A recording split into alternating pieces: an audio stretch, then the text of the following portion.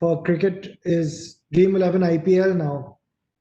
And so I'll be happy to talk through the journey, and then we leave 10-15 minutes for open Q&A. So please send in your questions. I'll be happy to answer them. So, this whole journey started with I I'm a Bombay boy, born and brought up. And from Mumbai, I did my 10th grade and then went to London for high school. But I was always a big Manchester United and football fan. Of Team India, obviously, Indian cricket runs in the blood. But when I went to London as a football fan, I got to know of the phenomenon that is fantasy football. And fell hard for fantasy football. Till date, I'm a major fantasy football fanatic on the FPL website. It's an open secret that I play more fantasy football on the FPL website than I do on Dream 11. Fantasy cricket, though, is on Dream 11. And so when I got to know about fantasy football, that's the way I kept in touch with all my friends back home. While I was 2 years in the UK and then 4 years in engineering in the US in UPenn, I kept in touch with all my friends through those 6 years, primarily through fantasy sports. And I understood the power of social interaction for sports fans through fantasy. And in the US, it's about 70% of online sports fans play fantasy sports. So you're almost not a real sports fan unless you've dabbled in a league or a group of friends with a fantasy sports group. But what happened when I came to India in 2007 was that IPL was just launching in 2008. And so people were talking about IPL and how amazing, how exciting it is. And I went looking for fantasy cricket with my friends, and there was none. And that was like baffling. And then I found out that Super Selector had started in the early 2000s, but then I think it was just right product, wrong time. It was too early for its time. And so it shut down in, I think, about 2003, 4, or somewhere around there. And so in 2008, IPL was launching without a fantasy game. And that was a very personal problem for me to solve because fantasy cricket was the way I expected people to actively engage with cricket. And so I asked my friends if they'd like to join me, and only one of them, Bhavat Sheth, was crazy enough to join me. And we started our journey then. We went around asking a bunch of gurus and a bunch of like tech gurus and industry gurus that we wanted to launch this. And for all the standard marketing philosophies of doing a study of some of these large consulting firms, etc., everyone told us what a terrible idea it was, right? Every person we met told us it's a really crappy idea. It's never going to take off in India. And, being stubborn and steadfast in our resolve to solve this problem, we went ahead and launched anyways. We were 22 years old, right? So, we were like, forget it. We'll just launch it and see what happens. And it turns out they were right. All of them were right. It was a terrible idea.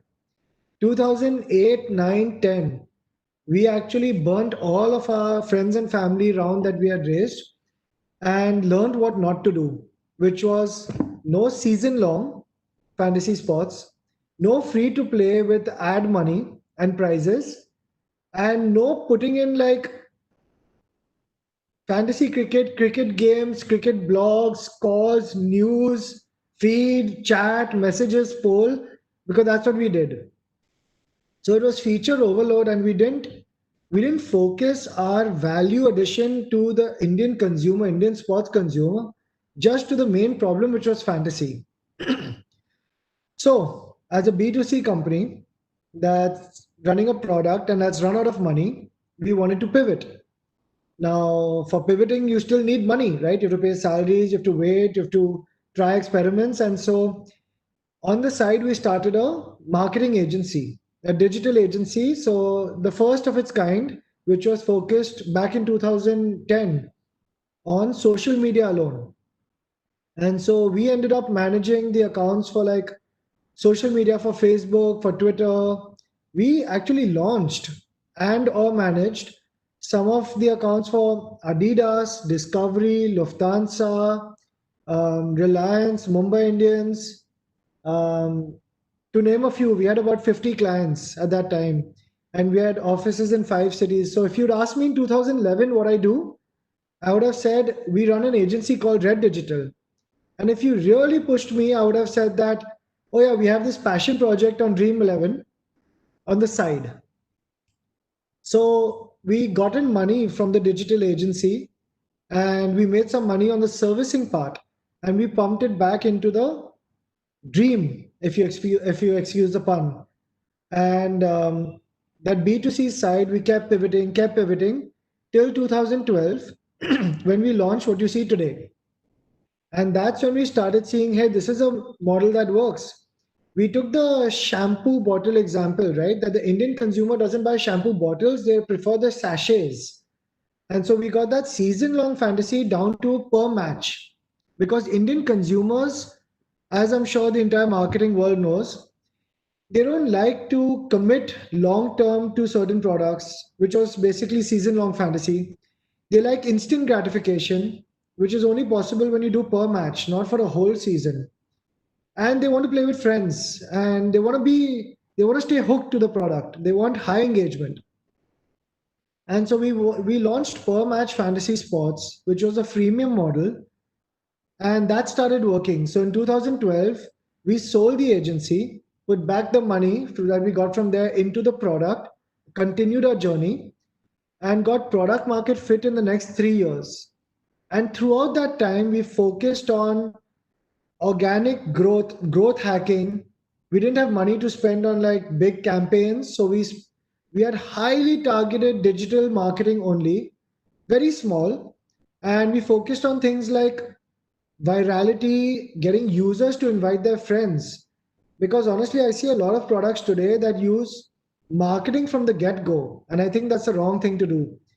You need to develop product market fit first. And then once you get product market fit, you need to have the ability to scale. But I don't believe in developing product market fit via marketing.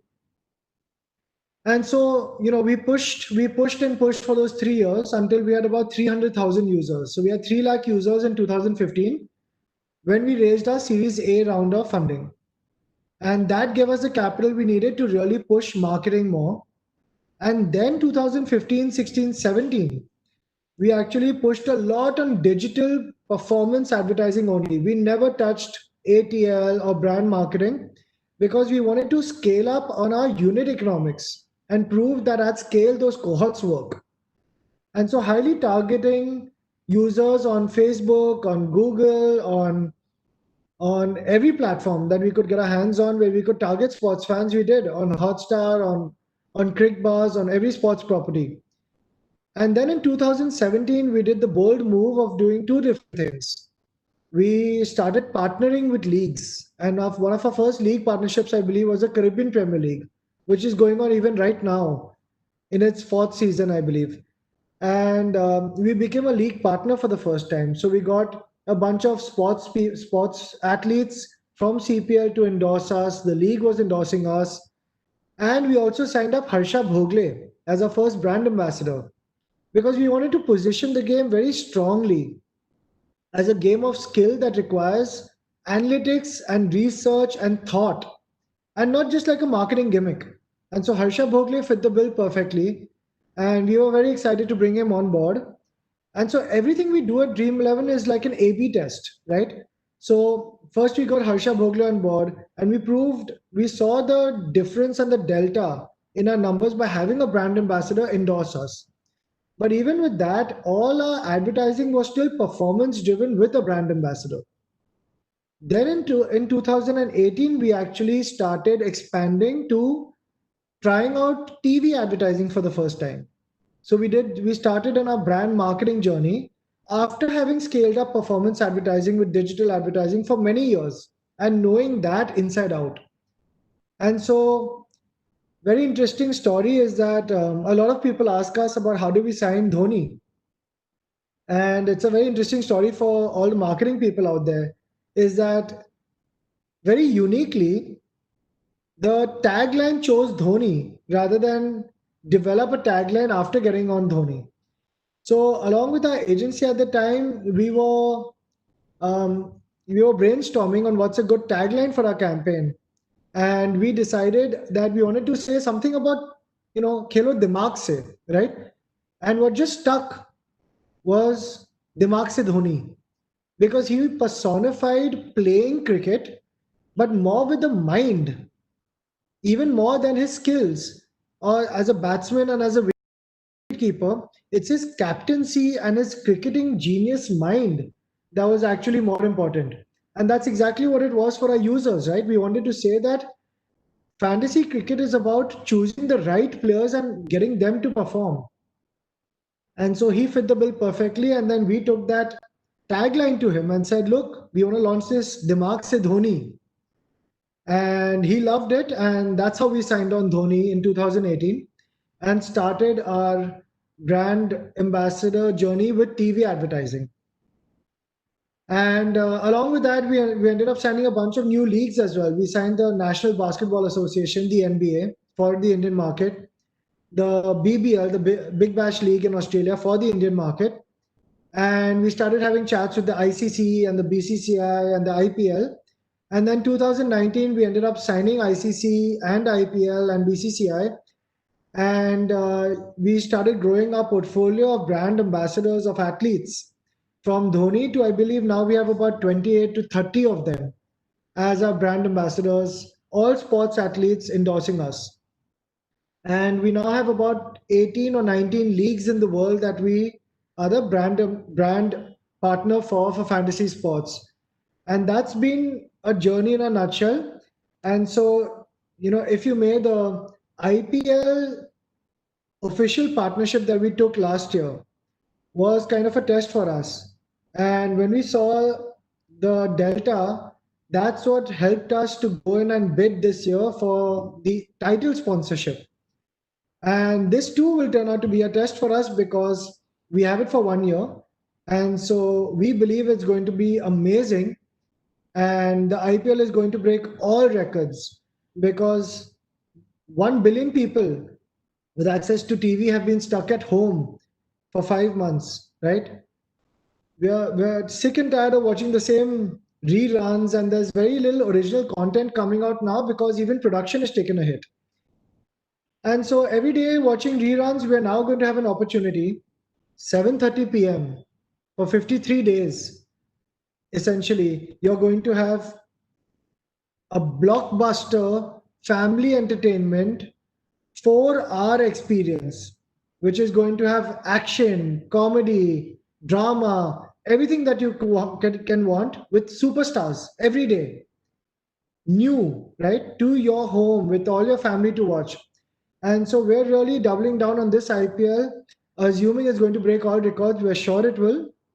And it'll be very interesting to see how our brand journey from a digital only brand, we've built it up to from organic and pushing referrals to adding on digital marketing to adding on brand marketing on digital platforms to brand marketing on ATL, from Harsha Bhogle to having 28 brand ambassadors, from one league to having 18 leagues worldwide, to having now 6 IPL teams as well.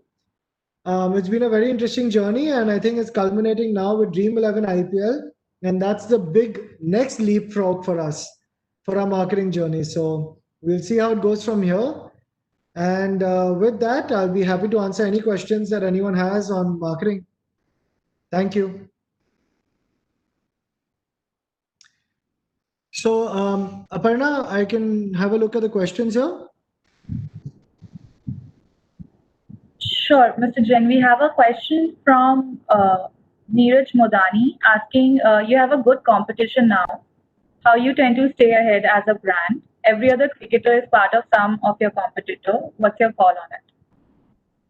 So, probably not the right forum to say this, but I've always been a believer that product will always trump marketing, right? And marketing is only great if the product is amazing, right? You can't sell a shitty product.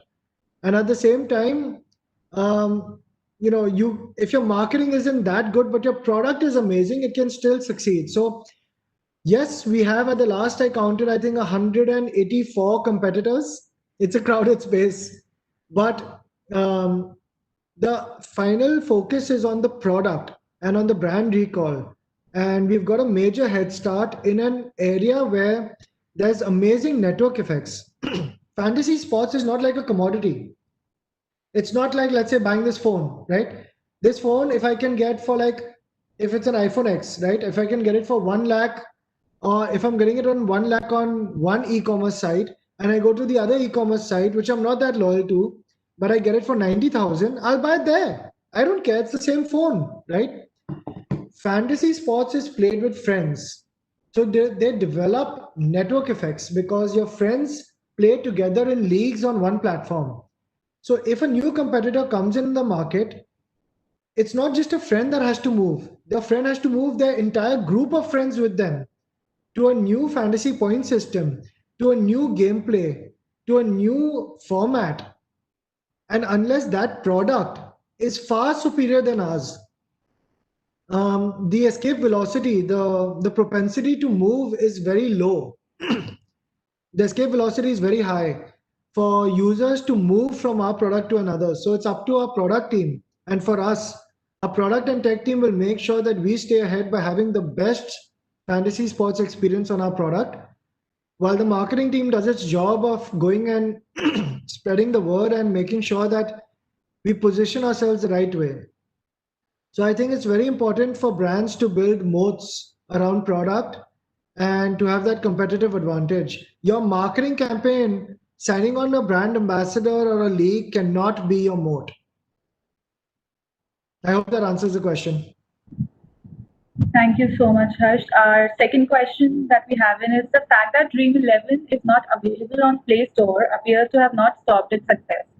So, what advice do you have for other app and game developers? My advice would be that if you're starting out, I hope that you're available on the Play Store because it is much easier for distribution, right? But look, we've seen whatever hurdles come in your way, you have to figure out how to surpass them. And yeah, it's been a very difficult journey to convince people to download our app as an APK and feel those questions on why we're not on the Play Store. And the Indian consumers don't understand that, right? Like, why are you not on the Play Store? Does it mean that this is illegal? And it's impossible to explain to them that no, it's just that Play Store has a policy against real money gaming. It's not about legality or illegality. But yes, it's been a very difficult part. But I think over time, the if your product adds enough value, people will find it. If your product, I mean, there are some mobile manufacturers who've done only online, right?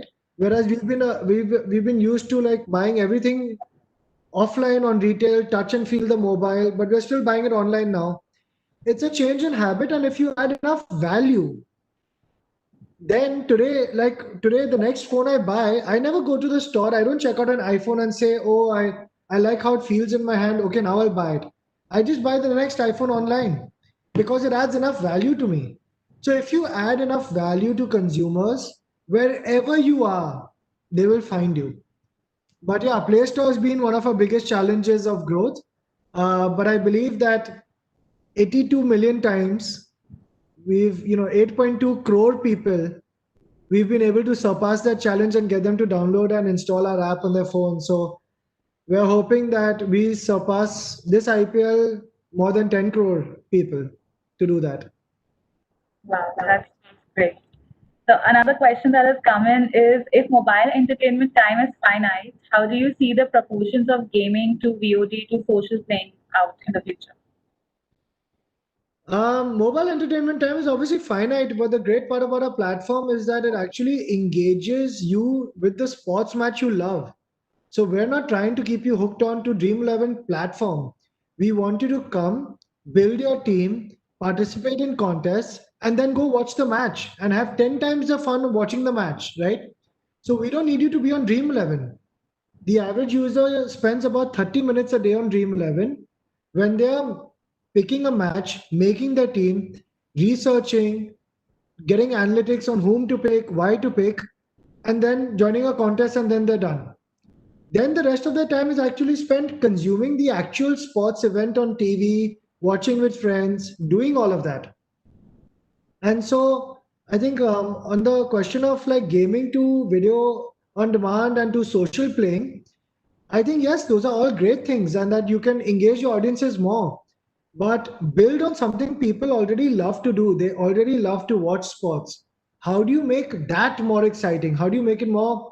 A lot of brands are now doing social experiences and watch parties for sports. And I think that's going to play a big part until COVID dies down, at least, but even in the long term. So I see this social and VOD playing a big part in socializing the entire sports viewership experience at home.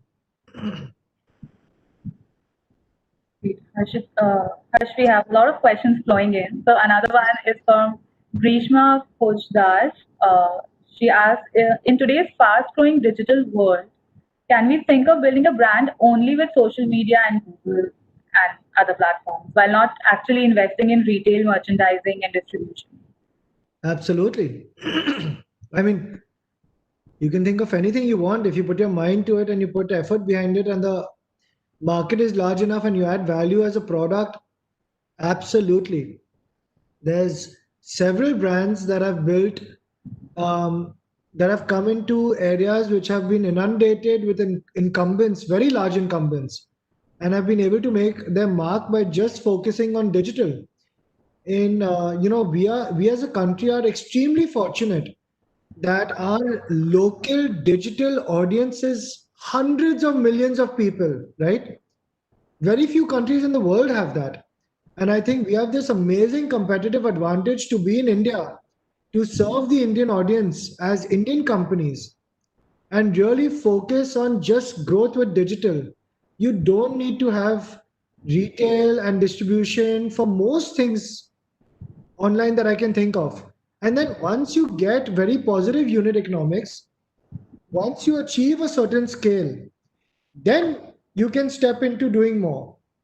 But I think it's very important for people to focus on highly controllable, highly dynamic places to start off with, because offline is much less control, right? Once you launch a shop, once you have a retail outlet, it's very hard to like just close it tomorrow and change it and pivot it.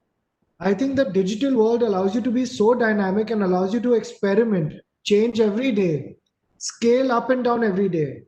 And I think that's more than enough for the first few years of any business.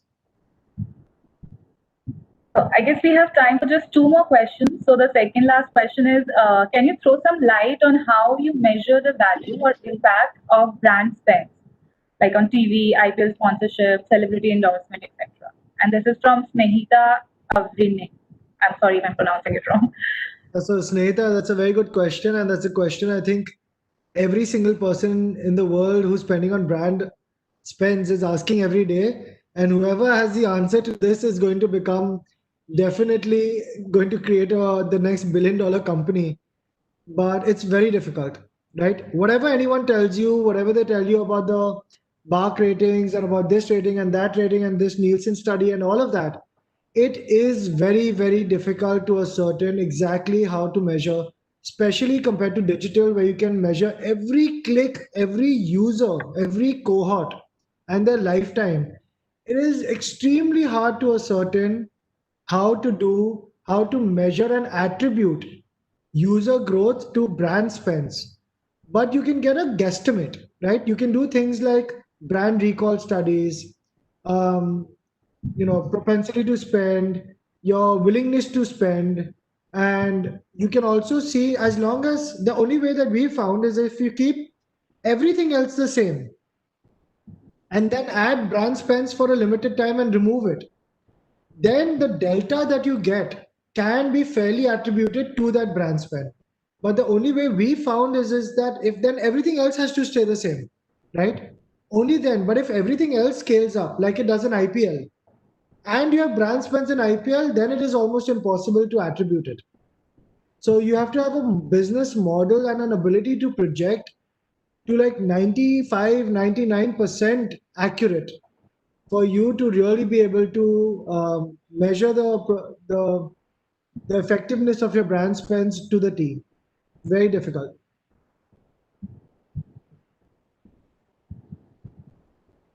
Right. So we have Soumya Arya who thinks that people have some negative perception about fantasy sports platforms. So when you were entering into Indian market, how did you come out to this notion? So I think disruptors in most fields have had negative perception to begin with. Whether you go back in time to talk about, let's say, Bollywood, right? Bollywood was kept as like, oh, people, girls from good families don't go and act in Bollywood, etc. Today, it's one of the most acclaimed. It's like an amazing thing, right? If you know people who are movie stars, right? They're the movers and shakers in India. They are highly sought after and acclaimed and respected. If you look at the stock market was thought as sattabazi, right? And as gambling. Today, mutual funds, finance investments, investors, all of them, the finance community is one of the most respected professions in India. If you think about even something like e-commerce a few years back, people say, 5 7 years back, people said that, oh no, if you order something, I don't know what I'll actually get, and it's much better to go to the shop and buy. Today it's completely changed, right? So any disruptor has a negative perception to start with, because human mentality is against change, as does fantasy sports.